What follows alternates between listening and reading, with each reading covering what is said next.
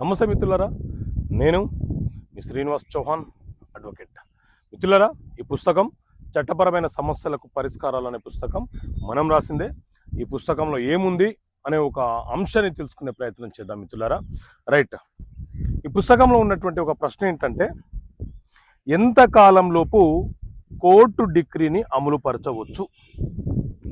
అంటే ఇది civil procedure code CPC చట్టానికి సంబంధించినటువంటి ప్రశ్న.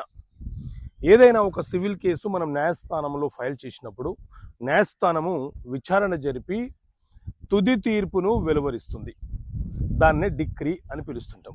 ఇలా న్యాయస్థానం ఒక డిగ్రీ వెలువరించిన తర్వాత ఆ డిగ్రీని అమలుపరచమని చెప్పి మనం ఎంత కాలంలోపు న్యాయస్థానంలో పిటిషన్ వేసుకోవచ్చు అని అంటే, మిత్రులారా, మన దేశంలో సివిల్ వివాదాల పరిష్కారాల కోసం సిపిసి అనే చట్టం అమలు ఉన్నది.